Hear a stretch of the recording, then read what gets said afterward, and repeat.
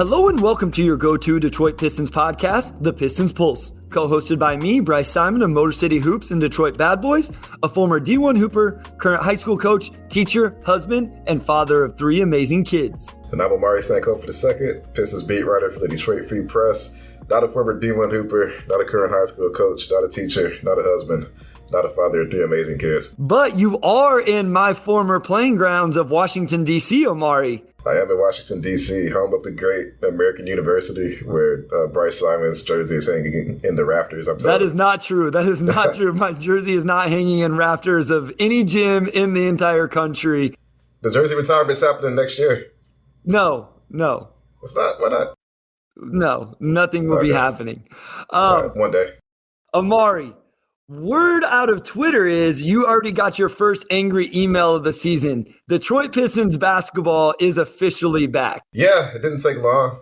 The spirits were pretty good after their opening night win against the Magic, and then things kind of went south. I forget which game that was. I think that was the New York Knicks game. I got an email like around the second quarter, and then I got a couple of angry emails after the Pacers loss, which was probably a worse loss than the Knicks game, honestly. So it's that time of year. It's the time of year where fans realize that this is in fact still a rebuild, and the Pistons are in fact still going to lose more games than they win, unless they miraculously click halfway through the season and go on a run like the Pelicans did last year, which, hey, I can't rule that out. I mean, I think they have enough talent to win more than the 23 games they won last year, but fans are going to be angry. They're going to vent to me because, my job is to do fan customer service, and that's just the arrangement. I thought after the preseason, Omari, the fans' expectations had lowered a little bit. I thought maybe they would be prepared, but then, like you said, opening night was a fun game. You even tweeted this out. It was fun that night. The Pistons obviously won,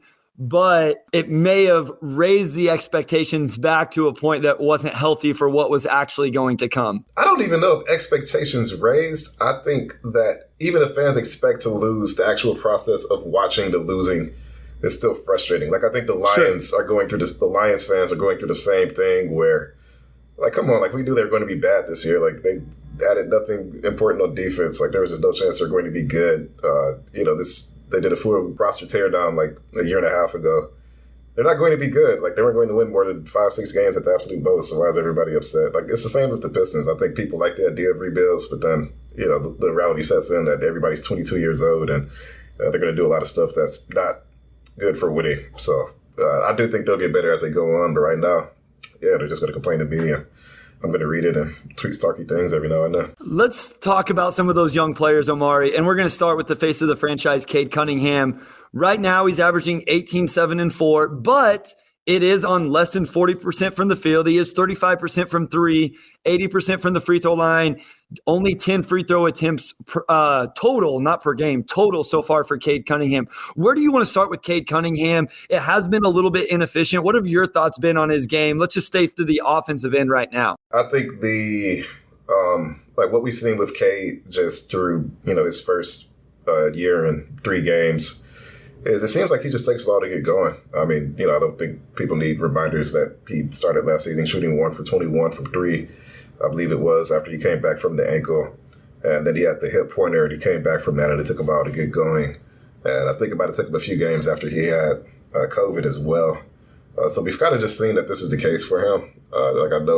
I guess we're kind of at the point now where he struggled through preseason a little bit. I won't say he struggled. I don't think he struggled really at any point. It's just he was very inefficient in the preseason also, Omari. Like, the shooting percentages were even lower than what I just outlined for the 3 regular season games. It's fair to say he struggled scoring the ball in preseason, and he's gotten a little bit better, but not quite. Perhaps toward the end of that Pacers game where he kind of caught fire in the fourth quarter, hit his first 5 shots. I think he scored/assisted.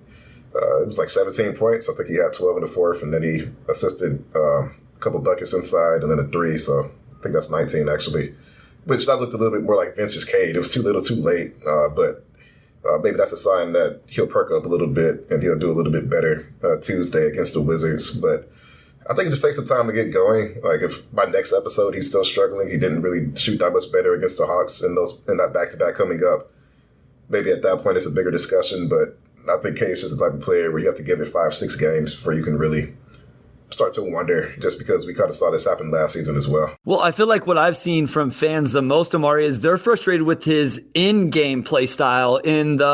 He's kind of lets the game come to him early in the game, and he gets teammates involved, and you don't see a lot of aggressiveness. And then he does try to take over late. Like you said, the fourth quarter against the Pacers, we saw him get it going. He got fully in his bag and showed all the things we want to see from Cade. Do you think that's okay from Cade Cunningham? Do you have issues with him kind of taking that mentality into each individual game of, I'm going to let other guys get going and then I'll show up and score the basketball when the team really needs me to? Yeah, I think like from the standpoint of he's your primary guy, I think it's natural to want to see him be a little bit more aggressive from the jump. And I actually kind of asked him about that in the locker room after the Pacers lost. Like, how do you find that balance between knowing when to take over like he did in the fourth quarter and maybe taking more of a back seat and letting other guys get going? And he kind of just said that it's a process, right? That, it varies. And he didn't say this, but obviously I don't think he's going into games expecting to shoot 38%. Like, he's not thinking I'm going to shoot, 25% through quarters 1 through 3 and then 100%. He's not trying to be inefficient until the fourth quarter. Like, he didn't say that directly, but that's just, like he's talks about it being a process. Like, he's not planning to do that. Like, maybe just take some time to find a rhythm. And also, the roster's a little bit different. He's playing with Jaden and Ivey a lot, and Jaden obviously needs the ball as well. And I'm excited to talk about him, by the way, because he's done a lot of good stuff. But yeah, again, I just think it takes Cade time to just kind of find his rhythm. And, I do think that by this time next week, he'll probably have popped off for like 32 points against, DC or one of those two Hawks games. And this will be a distant memory. But, again, I think especially after the offseason he talked about putting on extra muscle and talk about running him out of the post, which they haven't really done a lot of in the regular season. And he's worked on the shooting, all this stuff, and for it to not really translate yet. I kind of understand how there could be some frustration from those at home watching, just expecting him to kind of seize the bull by the horns, especially looking at how Jalen Green and some of the other guys from that class have kind of come out the gate hot. And, maybe I hit the hornet's nest there. But, no, like, long story short for me, I just want to give him an extra week before I start to panic. Well, I hope the back-to-back 30-point games against the Warriors and the Bucks, that would lead right into next week's episode, have everybody extremely excited to listen to the Pistons Pulse next Tuesday. I think I would like to see him be a little bit better, Omari, finding those moments within the game where the momentum's starting to swing. I think it's okay to wait till the second half, but if you've built a 15-point lead, let's say, and then the Pacers are coming back and they get it down to 5, I would like to see Cade recognize that and be like, okay, I need to go get a bucket right here. I do want to ask you this. Is there anything and it's only 3 games. Do you think he's going to be the primary scorer, like the number one scorer when this team is really winning games in 2 or 3 years down the road? And has anything you've seen this year kind of swayed that opinion? I think that when people compare him to a player like Luka, I think that maybe sets expectations too high, because Luka is just an entirely different. Like, Cade's feel for the game is really good, but like Luka's feel for the game is just a completely different level from even most superstars. Even I think that's just tough to live up to. I think the thing that worries me, well, I wouldn't say it worries. I think the thing about Cade is that he has to engineer his buckets. He doesn't really seem to get a lot of easy shots, and maybe that'll come as Sadiq steps to being more of a playmaker. Boyan's been good, and he's, probably what you want from Sadiq every single night. And Sadiq has been good. And as Ivey gets better, maybe Cade will be able to do that more.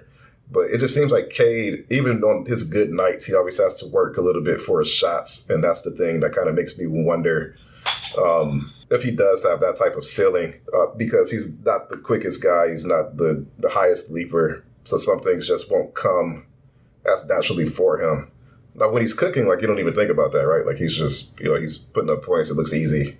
And he does have nights where it looks easy, but on his off nights, it really does not look easy at all. And I think, for your primary scorer, you probably just want it to be more shots aren't falling and not he's struggling to score from left, or he's just like a touch slow. And I think sometimes you find yourself thinking that a little bit more than you probably like to. Yeah, I think I do the Luka comparison a little bit too much. And the reason I thought about this actually, Omari, was because of the Luka comparison. I'm like, I just don't know that he's ever going to be the scorer that Luka is. And you bring up a good point. It doesn't seem like he ever gets a super easy bucket. He makes some tough shots, but you'd like to see him create some easier ones. And maybe that does come with playing with Jaden Ivey, who you mentioned earlier, who has been really good. And maybe the most impressive thing for me, Omari, is Jaden Ivey creating opportunities for his teammates. I tried to tell people that this kid passed the ball better and was more unselfish than what people wanted to give him credit for. I feel a little bit vindicated through 3 games because we have seen that from Jaden Ivey. What has impressed you the most about the young rookie? Yeah, I remember before the draft, we talked about that being something we weren't sold on, his passing. He really didn't dish out any more assists and turnovers in college. And then after they drafted him, we kind of reconsidered, and we were like, well, he gets downhill so easily that it really won't be that hard for him to drive and kick. Like, maybe we're overcomplicating it. He's not going to, be nut-making guys or anything, or, throwing full-court touchdown passes. But as far as him just driving and kicking, that should be pretty easy. And I think that's basically what happened. Like I talked to him last week. I just asked him what's been the difference in the NBA that's allowed you to pass the ball so much better. I think his assist-to-turnover ratio is like 2-to-1 right now. And he just said the spacing. Like, he has room to operate. He gets downhill.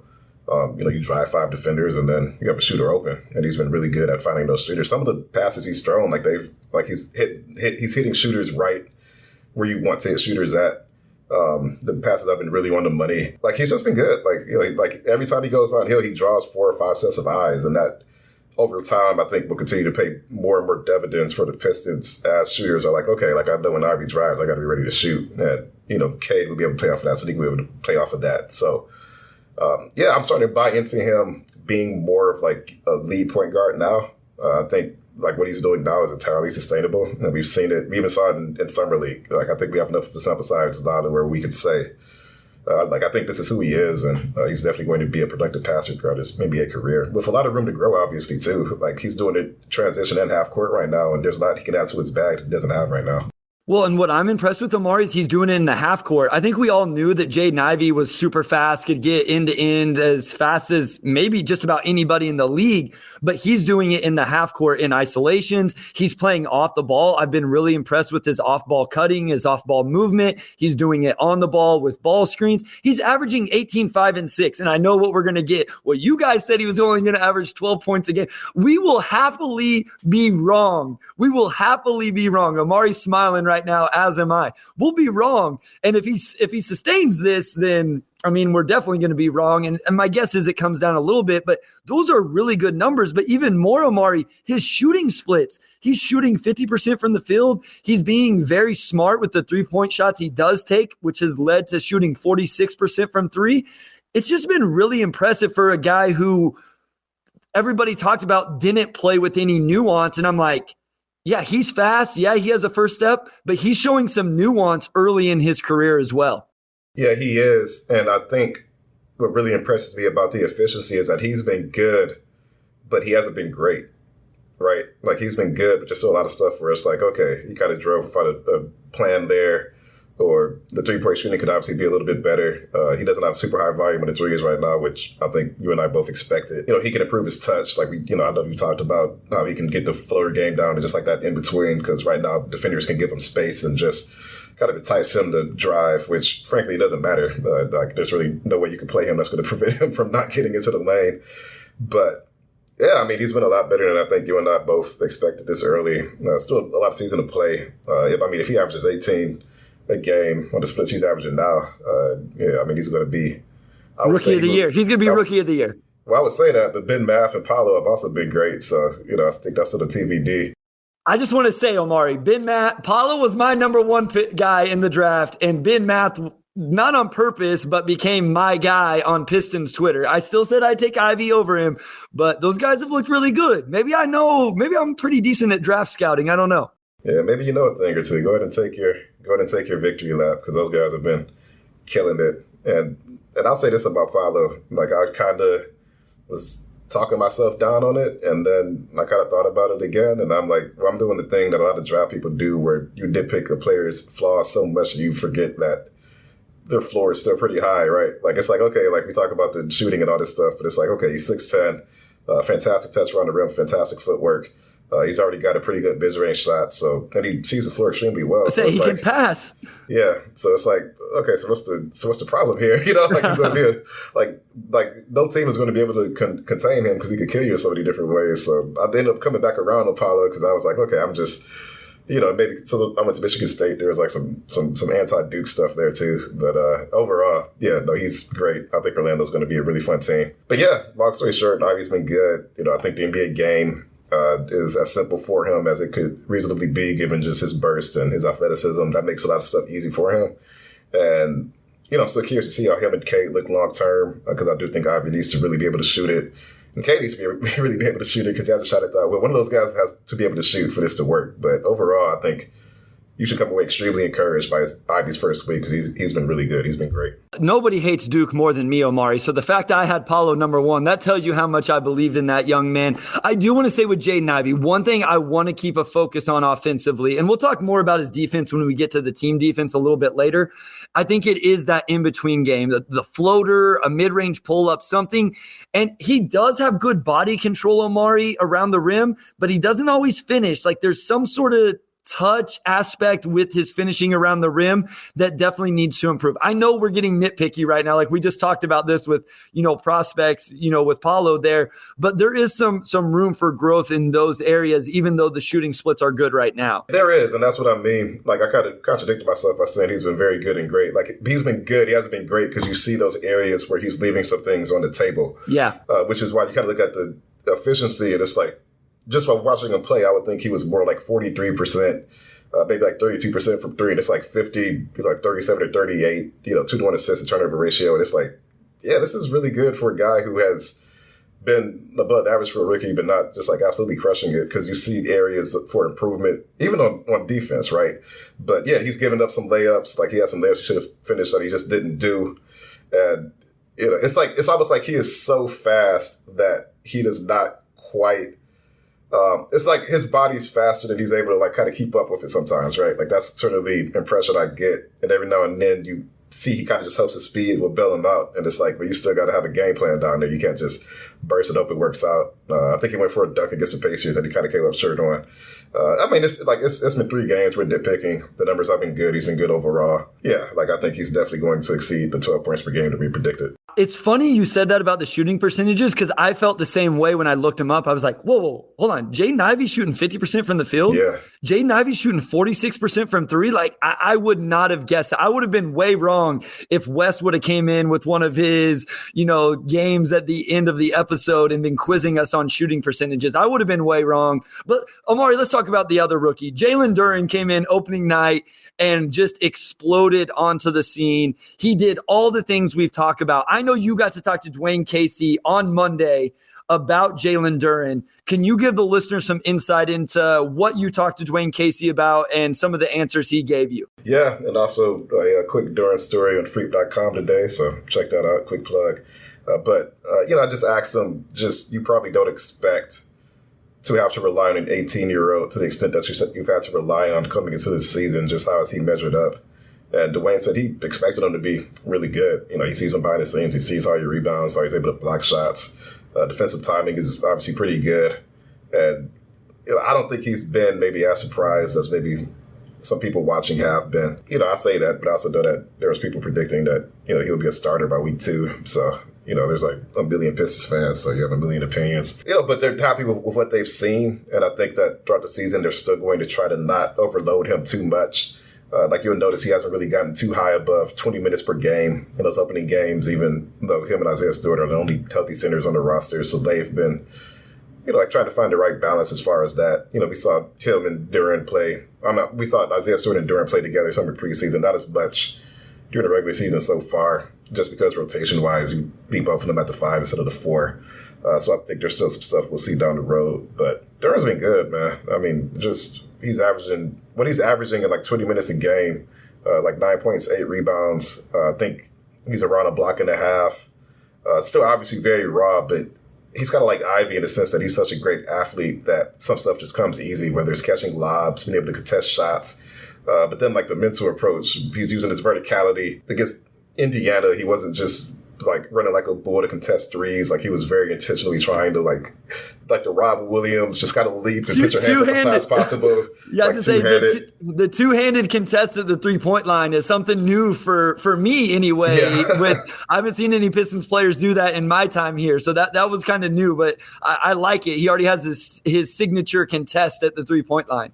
Yeah, and then, for 2 of his 3 games to not have any fouls, and he picked up, 2 quick ones against New York, which is going to happen. But I think he's done a good job of not fouling overall, too. So he's probably been close to, like, the best-case scenario, I think, that you could expect from him this early on, where he's already the best rebounder on the team. Bagley's out, so he's already a very, very good lob catcher. He's just doing a lot of stuff that the Pistons need, and he's doing it at a fairly high level, especially for a guy who's 18 years old. So just overall, I think he's been just really, really good relative to what you'd expect from someone his age. Yeah, I think he only has 4 total fouls, Omari, on the whole season, all of those in the Knicks game. But what I like from one of the questions you asked Dwayne Casey was he mentioned that he's doing some of those things you talked about, but the other stuff is going to come. The jump hook, the free throws, the passing, spacing, all those things.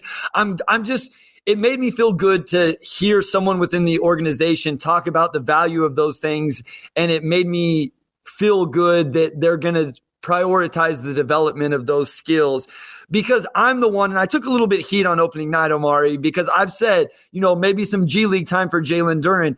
Overall, for me, Omari, all it was about was I don't want him just to be a play finisher. I don't want him to just be a lob threat and an offensive rebounder. I see a bigger offensive package from Jalen Duren, and I just want to make sure those things are prioritized.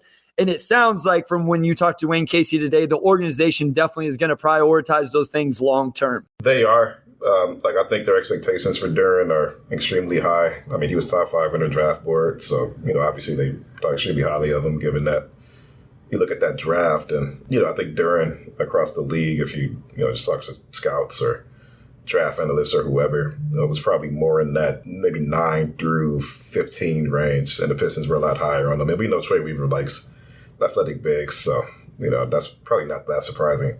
But to your point, playing with the Motor City Crews athletically, he's going to dominate everybody. So my point was more, if you're using him the same way the Pistons are using him, then he's just going to put up a 20-20 because no one's going to be able to compete with him. But if you use him like Nikola Jokic, you're like, yeah, we're going to have him shoot some jumpers, we're going to have him bring the ball up the court, we're going to have him make passing reads, like we're going to do all these things, and we're just going to basically make him play the way we want him to play like 4 or 5 years down the line, then there could be a lot of value there. So I would say, as good as Duren has been, once Bagley comes back, I do think that will eat into a lot of what you're getting, from Duren already and what the Pistons want from him already. So I don't know if his performance so far, guarantees a big role for, the entire season. And also, he's 18 years old, so he's going to ebb and flow, right? Just because he's doing this now doesn't mean that he's going to average a foul and a half a game for the rest of the year or be a double-double threat every single night. He's going to have some bad nights. So they're being patient with him. They're not going to speed that timeline up. But obviously, great first week for him. Absolutely. It was exciting to see it. Both of those guys have been what we expected and maybe even more. I think you said it with Jaden Ivey. It's pretty much been best case scenario with both of those rookies, and hopefully they continue to look good and progress, and we see development throughout the year. You also mentioned Jalen Duren playing with Isaiah Stewart. When we come back from this short break, we'll talk about Isaiah Stewart, how he's looked through 3 games, and then the offense and defense as a whole.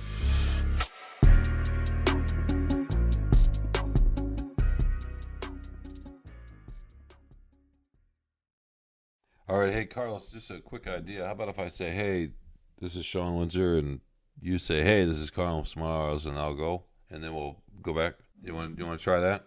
Yeah, that sounds good. Okay, you ready? Yep. Hey, this is Sean Windsor. And this is Carlos Benares. And we are the team behind Free Press Sports with Carlos and Sean, where we are going to talk about, you guessed it, sports, but lots of other stuff. Like what, Carlos? Oh, we're going to talk about your favorite subject, Sean, food. Probably more food.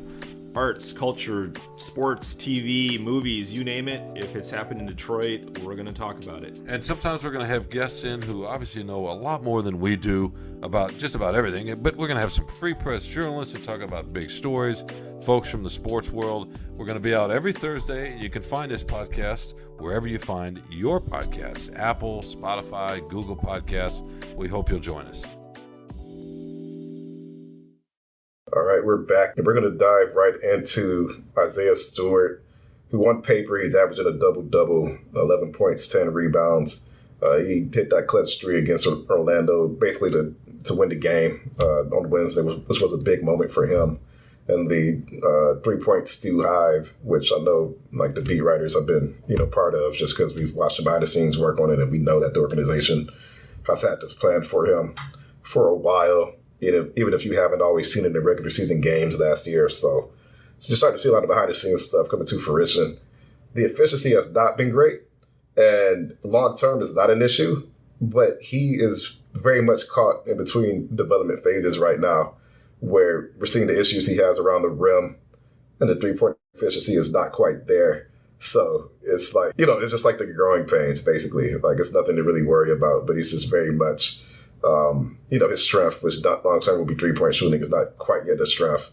And he still had to play a lot of center and, do things around the rim, which he's never been great at, just because he's a little undersized with Bagley and some other guys being out. So to me, I think he's just in a weird kind of tweener stage. He's going through puberty per se. And, I think he'll kind of correct himself as the season goes on. I think the biggest thing with him, Omari, is he has to keep shooting him. Like, he can't stop. We've talked about this, that, the preseason game against the Grizzlies, I believe it was, where he missed the first 3 or 4. We've already talked about this, and then he came back and hit 2 or 3. Against the Magic, he had missed every 3-point attempt up until what essentially was the game, finishing shot. It wasn't game winning, but it put the game on ice. I was listening to the Low Post, and Chinny Abumake was on there with Zach Lowe, and she talked about the mindset you have to have. You can't change your mindset as you're transitioning to become a 3-point shooter. In like one game, I'm going to shoot it. The next game, I'm not. Like, it always has to be the same mindset going into every game, into every possession. And I think that's what's going to be important for Isaiah Stewart, Omari, is going into every game, no matter who it's against, a good team or a bad team, going into every ball screen, pick and pop, the mindset has to be the same, that he is a shooter and he can knock down these shots. And I think that's what's going to be really interesting, especially if he does shoot it at 20% for the first 10 games of the season. And I think the pace at when he shot threes, 14 attempts through 3 games, for him, it's pretty blistering. Like, that's almost 5 attempts a game, which, a lot of good shooters around the league are averaging around that. Yeah, it's just growing pains. I think it is good for him to experience in multiple games having to shoot yourself into a rhythm, because he's going to have to do that some nights. You're not always going to hit your first 2 or 3 attempts. You're going to have nights like Wednesday where you start off 0 for 3, and then you're wide open in the corner in case, I trust you, and he didn't even hesitate. Like, he hit it and he drained it. That does a lot for your confidence. So the percentage-wise, I don't know where he's going to hit up this year. It might, he might rebound and shoot 35%. He might be around 25%. I honestly don't know.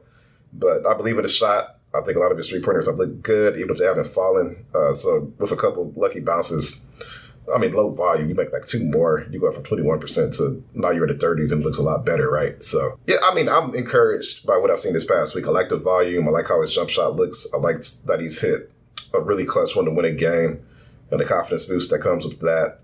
And I know he takes 3-point shooting really seriously. He's not intimidated by this. He wants to be a good 3-point shooter. He knows how important it is. He knows that the Pistons want that from him. To see that volume, I think, and to see the leash he's been given to, shoot himself into a rhythm, I think is really good for him. And I think the struggles around the rim magnify why the 3-point shooting needs to come around, Omari. We've seen him struggle, finish in the dunker, lobs, those type of things. And that magnifies why he has to become a better 3-point shooter, and then the skill sets that will come around that as well. Let's transition this right into the offense as a whole, Omari, which some of the numbers, and I'll just read them off real quick. 111 points per game, middle of the pack in the league. Not very good from 2. We can dive into that in a second. 35% from 3.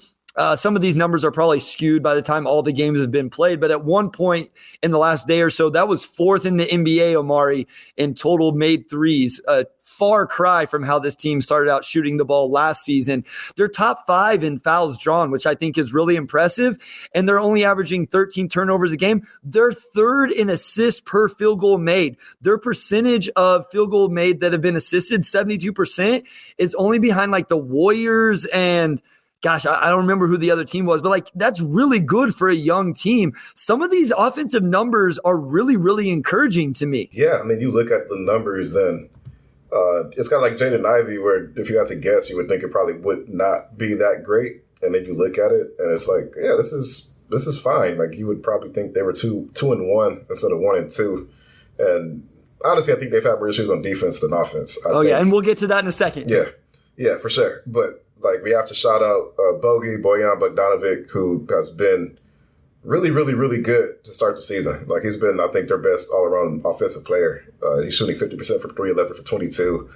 He's 48.8% overall, 20 for 41. He shot him and Corey Joseph, because Corey kind of stopped that early drop they had where they started off 0-10 and he hits 2 in the second quarter.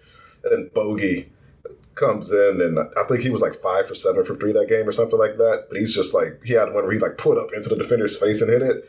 And those are like those momentum swinging threes that they struggled to get last season. So to have an offensive player as proficient and as confident as Bogey, I think really solves all the issues for this team as we expected it would. Also, you just look at some of the other players, like Sadiq, he's only 6 of 18 for 3, but overall, I think he's been really good. Yes. Offensively. And then you talk about the passing. They have 2 guys who are moving the ball really well in Cade Cunningham and Jaden Ivey. Cade has 21 assists, 9 turnovers. Ivey has 18 assists, 11 turnovers. Killian Hayes has also passed the ball really well. So, all 3 of your young guards are, doing what you want your point guards to do, which is take care of the ball and create for others. And there's just like a lot of good stuff. It's kind of weird to see those numbers and then you watch them against the Indiana Pacers and it's like, this team shooting like 10% from 3 on the season probably because they were just struggling. But we'll get to it. But a lot of their issues have been on defense, not offense. And I think as that defense begins to click, we can see this team begin to turn the corner a little bit. Would you like a moment to take your quick Corey Joseph victory lap, or you want to save that for a little? He's 4 or 5 from 3 this season. He's shooting 80% from 3. I know it's a small sample size, everybody. I get it. But Corey Joseph, he does do some nice things on the floor, Omari. The hate is too much for Kojo. It's so weird because he is one of the most enjoyable guys on the team to talk to. Like, everybody loves him. He's embraced being a mentor for all the young guys. And like, I talked to Cade Cunningham's older brother for the story about, him putting on weight this offseason and just his offseason plan. And like, he made a point to shout out Corey. Like, he said, I'm happy they brought Corey back just because Corey's really been like that mentor type figure. So Corey does a lot of stuff. Not that we need to revisit the Kemba stuff, but, Corey is not going, he plays his role. He knows what he needs to do. He doesn't complain. He's bought in. He does a lot of good stuff in the locker room. And you do have to give him a piece of the game ball for that win against the Magic, because those 2 threes he hit early in the second quarter were the first threes on the board. They started 0 for 10, and that kind of got their momentum going. And I even talked to Duren about the second unit issues, and he said, well, you got to give the second unit some credit for that Magic win too, because Corey came in and he gave them a lift. So, yeah, Corey Joseph, unsung hero. He's definitely pretty good for this team, even with 3 young guards. Before we talk about the defense, Omari, the 2-point percentage has not been good. So the Pistons are 18th in the league in 3-point percentage, but 29th in overall field goal percentage. So almost dead last in overall field goal percentage. That tells you how bad the 2-point percentage must be. I think I saw like 45% of their points come from 2. So they're actually getting more points from 3, and then obviously free throws as well. What do you think? Is there something you can pinpoint with why the 2-point percentage has not been good? Obviously not a team that shoots a lot of mid-range shots. That's not really a thing that Dwayne Casey wants.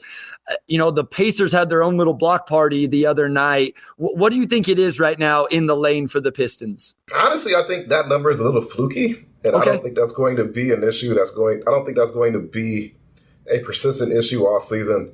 Like, I think Cade has had some issues finishing at the rim, but I think he'll get better as the season goes on. We saw that last season.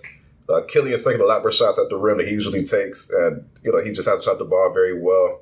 Isaiah Stewart probably single-handedly brought that down against the Pacers on Saturday because he was missing a lot of bunny hooks and just couldn't finish over their left. Like, I kind of look at that, and I'll just like, Ivey's missed some buckets at the rim he probably should have had. Bay had a couple possessions where he played volleyball or whatever you want to, like just miss, offensive rebound, miss, offensive rebound.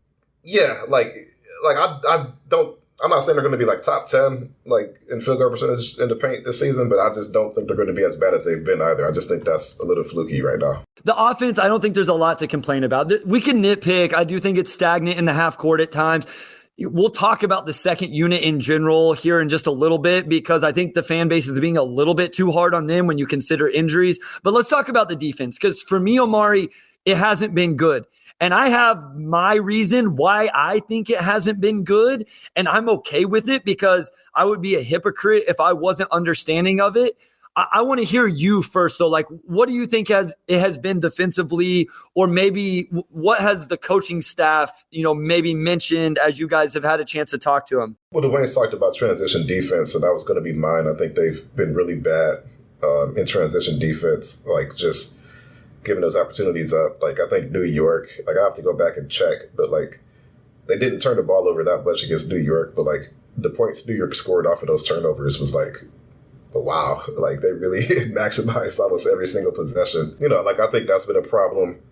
And I think just part of the issue too is that the team just does not have that many good defenders. So I just think in general, they're going to have trouble slowing people down. Like, maybe if Nerlens comes back and he has a big role, that'll help a little bit. But, you have Isaiah Stewart and Killian is not, necessarily playing like the most minutes because you have Cade and Ivey in that backcourt. Like, I think there's a lot of reasons why. Like, I could probably name 8-9 things, but to me, transition defense stands out the most. And then I think even like the baseline for this team as a defensive unit as a whole is probably just not going to be as cohesive as you'd like to see, just because of the youth and just because I just don't think they have the personnel to be a positive on that end. Like, you're starting Bogey and Sadiq, they're going to struggle to contain a lot of wings, like a lot of ball handling wings, especially a variety of things. They've kind of mixed up coverage. They've had some switching. They've had some drop. Like, I know people hate that they switch 1 through 5, and I don't think they're going to always do that. They haven't done that in the regular season like they did during the preseason. So Dwayne's still toying and trying to figure some things out. But bottom line for me is that I just think personnel-wise, this team just probably does not have what it takes to really be a plus on that end unless Duren makes a lot of quick strides. Yeah, I mean, I think the transition defense has definitely been an issue. The Jaden Ivey stuff with him falling down after so many attempts, it definitely turns into 5-on-4s on the other end. It really does. And I don't know what the answer is, Omari. I know Coach Casey had a really interesting quote about comparing an analogy to, racehorses? I think he compared it to. Like, he's a little hesitant to pull back on the reins right now with Jaden Ivey, but it does lend itself to transition opportunities for the other team. I think in the half court, Omari, and this is what I was talking about before I let you go, I talked about this team not switching everything. I didn't want to see this team switch everything in the half court this season, and they haven't been. They've been playing a lot more drop coverage. They've been playing a lot more ice coverage in the ball screens. But because of that, if you mess those coverages up, it's going to put a lot of pressure on your rotations. You're going to end up leaving open shooters in the corners, and that's what we've seen. And so I'm okay with it because I do think the coaching staff is trying something new. They're trying something different. They're challenging these guys on the defensive end. Right now, it hasn't gone well, but what would you expect, as you say, with a team that doesn't have a lot of great individual defenders, a lot of really young players in general? Yeah, I just don't know if the ceiling for this team defensively is that high. So the best you can do is raise the floor. You could find schemes that, put players in position to succeed. Whether it's like, let's say Duren continues to have a big role, which, I'm not ruling out. This wouldn't be shocked if they kind of wind him down at parts of the season. But like, maybe you run more drop coverage for him and he actually turns into a genuinely good rim protector. That makes some things easier because then you can just kind of funnel guys to the rim and just trust that he'll disrupt things down there. Yeah, I think you just have to figure some things out. Maybe you realize that defensively, playing Bogey and Sadiq together is just going to not work. So you find more minutes for Sadiq at the 4. Like, there's all sorts of stuff they could do. Maybe at the ends of games, you play Killian Hayes in there and, maybe let Cade run the offense and then, you're fading Jaden Ivey just to get that extra defensive punch. I think just rotation-wise and scheme-wise, there's probably going to be some experimentation for 2 months until Casey figures out how to put players in positions to succeed. But I just don't know how high the ceiling for this team is defensively, so the best you can do is at least raise your floor to being as close to average as you can be. I mean, hopefully there's some internal improvement from those guys. I do think it's interesting, Omari. How do you feel about the 2 big lineup or the lack of having a 2 big lineup where you start Boyan and Stu? Feels like you're kind of giving up something in the lane there with those guys. Do you think we eventually start to see maybe Casey change the rotation, change the starting lineup as we go throughout the year for defensive purposes more than anything? I think so. I think when they get Marvin Bagley back, for example, because you have an additional center and maybe you don't feel as inclined to have to save Duren in case he picks up fouls, maybe you can sprinkle Duren in with Stewart at parts and just see how they fare defensively. Because I think, and I know you agree, that the defensive upside of that pairing is very, very high. And that could fix some things. Yeah, I mean, I think long term they can get better, but I think just the way this roster is right now, they have the ingredients of the team that could be average next season, not this season. As Cade gets better defensively, I think Ivey has to be a good defender, being 6'4" with like a 6'9" or 6'10" wingspan. Like, you have players with some length. I mean, Isaiah Livers also, missed a couple games. I think he's going to be a productive defender, so that kind of factors into that as well. To me, it's just a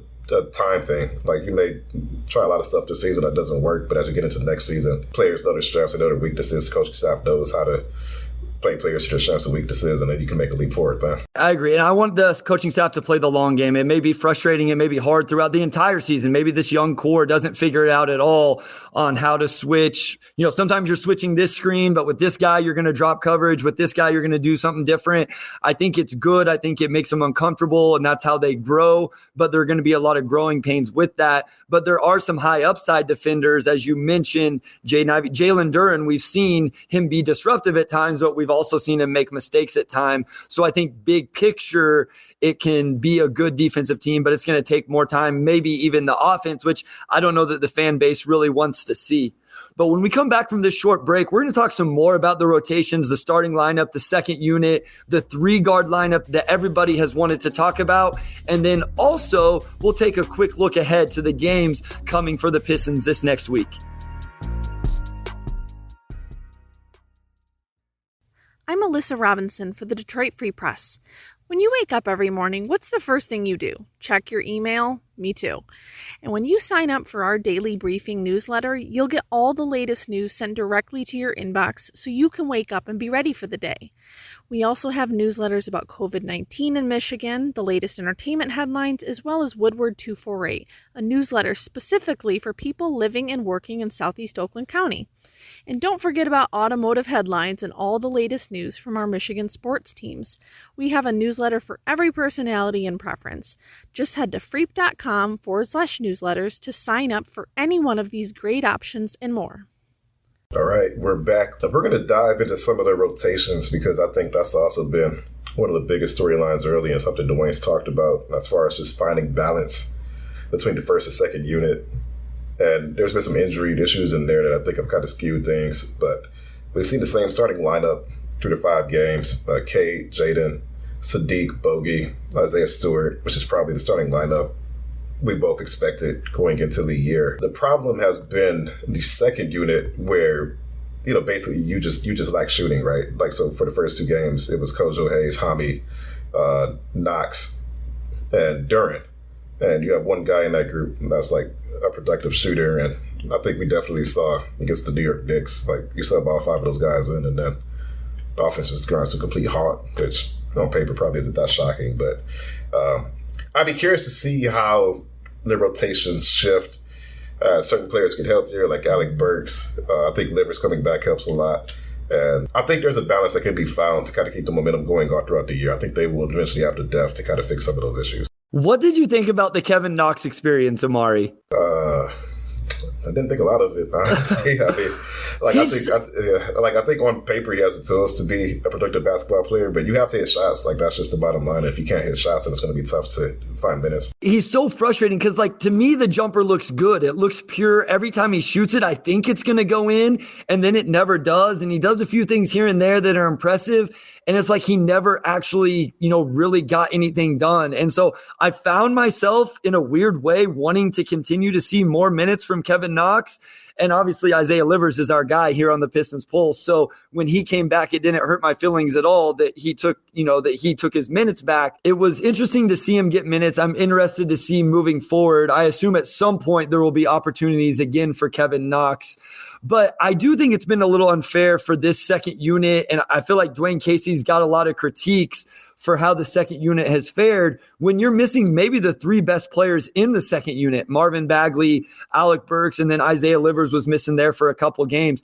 I do think there's a second unit you can put together that can be good and can sustain quality basketball even when all 5 are on the floor. Because we've seen Casey. He doesn't go 5 for 5, but based off what we've seen, Omari, he's not going to stop eventually having all 5 second unit players on the floor together at some point. Yeah, like I think, like especially for the fan base, you kind of see the frustration, and you have multiple guys who can create offense, right? I mean, you're seeing players come off the floor all at once. It's like, well, of course, the offense is going to stagnate, right? But I think I would like to see at least one of Cade or Ivey on the court at all times, right? Like I know they need to figure out how to play together, but I think staggering them could be good for them individually and just for the health of the offense as a whole. Like let's let Ivey run the show, solo for a bit. Like we know Cade can do it. I think that could fix some things. I think you could always have one of Sadiq and one of Bogey on the floor at all times, which, as a secondary, player, I think that would help. When they get Marvin Bagley back, that's going to help a lot because he could be a 6-man type of player this year, obviously. We saw what he could do, last year. And, to have his creation around the rim, honestly, even against New York, I think he would have made a really big difference just as a guy that could just kind of get you some emergency buckets. So, like you said, I think the injury woes have definitely factored into that. And, as they get healthier, we'll see that second unit kind of tick up, especially as he begins to stagger more certain guys more if he goes that route. I'm 100% that with Bey and Boyan because I don't think we're going to end up getting either. Do you think there's any chance either of those guys come out of the starting lineup? Because we're going to talk about the Stu Duren combination in just a second. But to get to that, at least in the starting lineup, obviously you would have to take one of Bey or Boyan and put them on the bench. It seems like ever since Boyan got traded for, no chance Boyan's coming off the bench. And Sadiq is playing well, at least offensively. I don't see any way you move either of those guys to the bench. Would you agree? Yeah, I mean, I guess it's who do you move them on the bench for? Because if you move one of them to the bench and you keep Isaiah Stewart in the starting lineup, does that mean you're starting Marvin Bagley?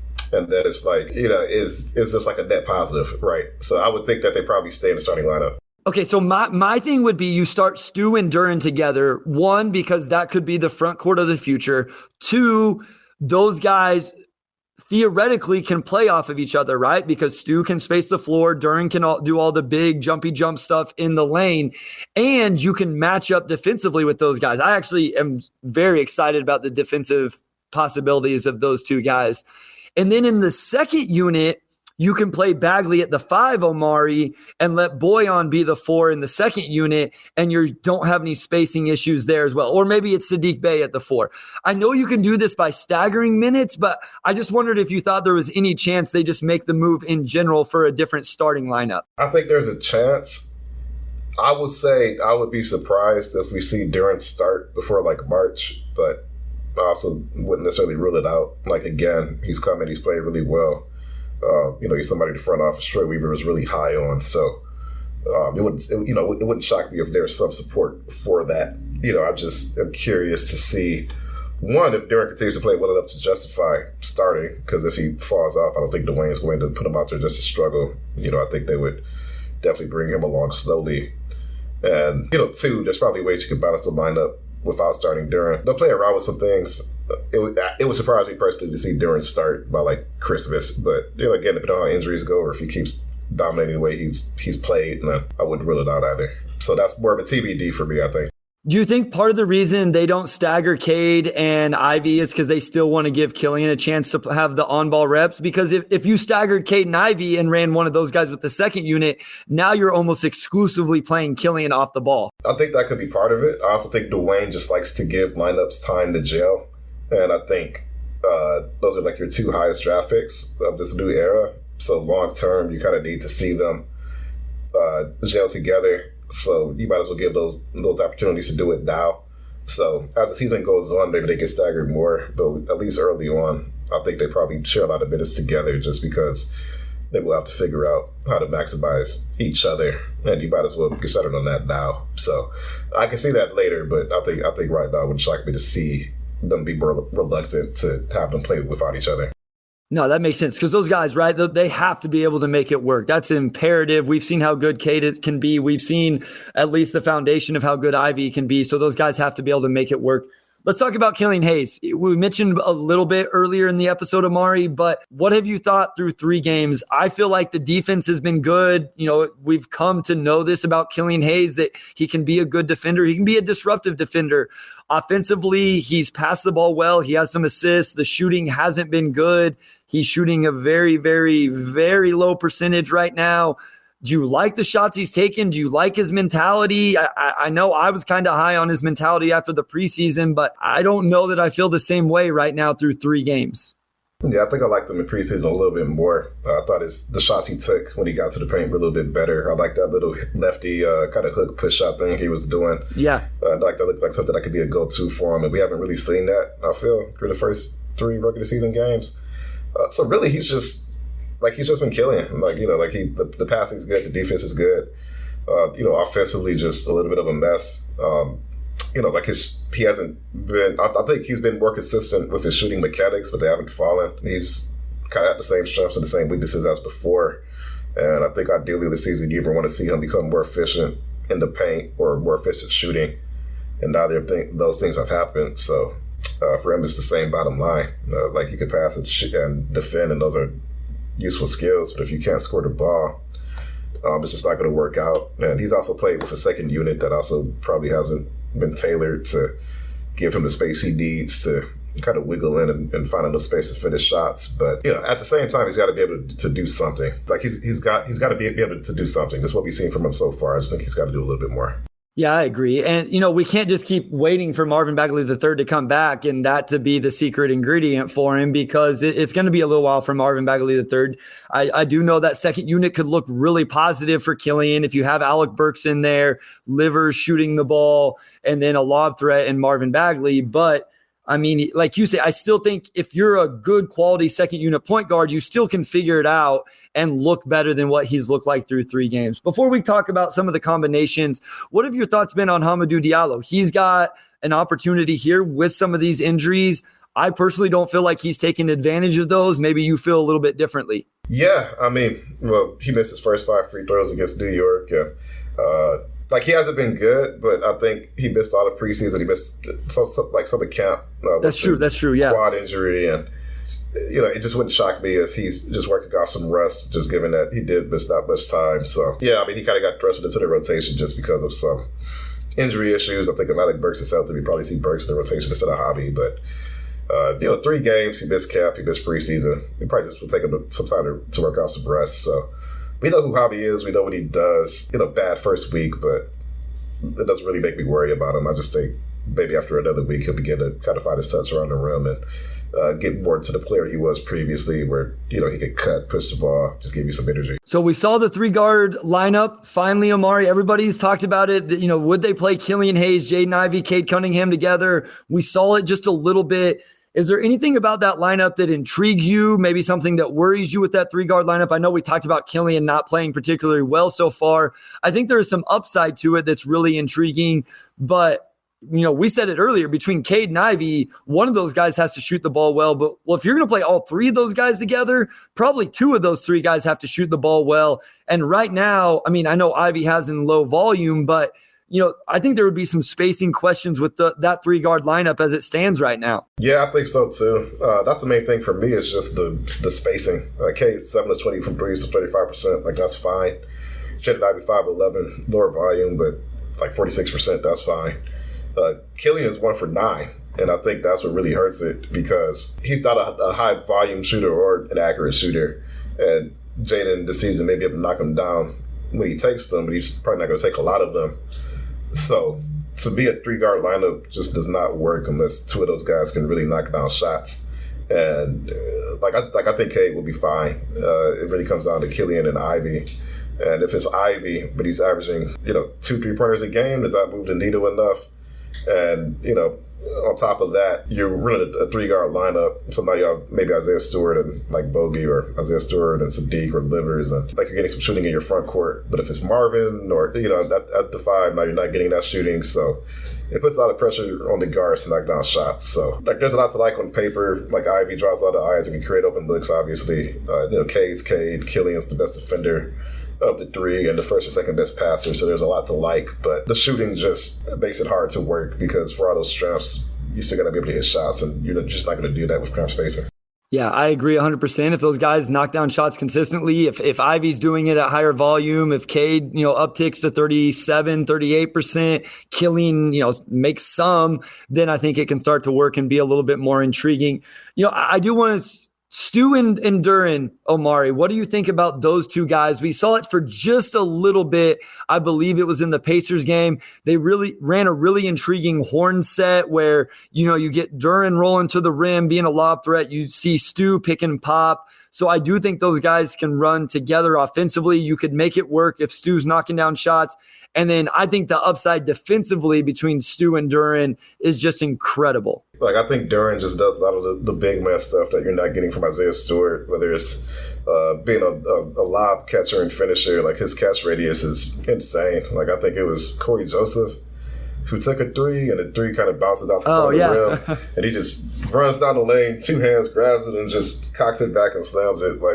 Most centers can't do stuff like that, right? So, and then the defense, I think he's been a very respectable rim protector so far, shot blocker. He's just doing a lot of the traditional athletic big man stuff that Isaiah doesn't. And then you couple that with Isaiah playing more from outside.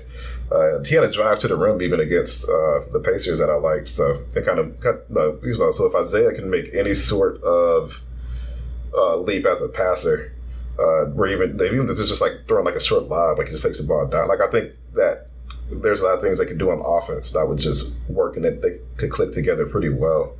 And then defensively, obviously, Isaiah Stewart being able to defend 1 through 5. And then Duren, I think, has done a good job kind of defending within his space. A little jumpy sometimes, but maybe not as much as you'd expect from a rookie.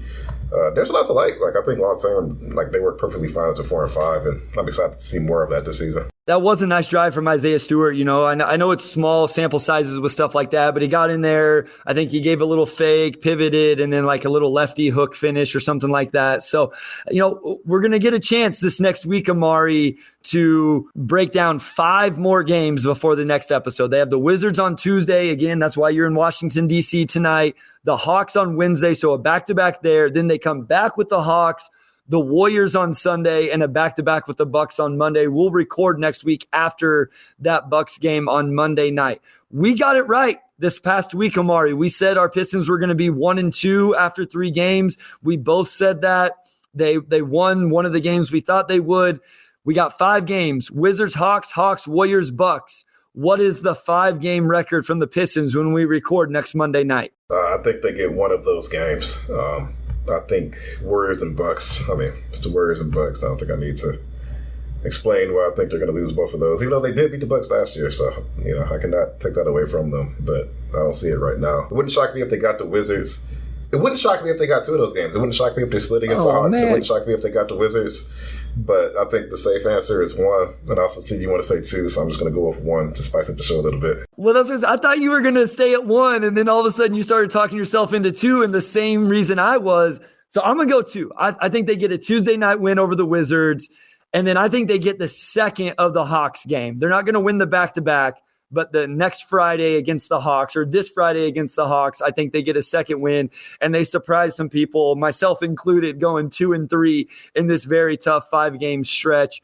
What is one thing? Let's end the episode with this, Omari. What is one thing you want to see? It can be individually. It can be from the team as a whole. What is one thing you want to see over these next 5 games before we record the next episode? I want to see Cade pop off and put up 35 points on 60% shooting. I like it. I think that's just what you want to see, right? He's the rebounding, passing have been good. Defense has been solid, but just get into his bag and put on one of those games that we saw him put on last season, which could very well be that second game against the Hawks, going up against Trae Young and DeJounte Murray. So that's what I want to see. I still hope if he does it against the Warriors or the Bucks, but I'm going to go with the defense. I'm kind of boring with that. I focus on that a lot. I want to see here's what I want to see. I want to see the same stuff they've been doing, not switch everything, switch up the coverages, switch up the scheme.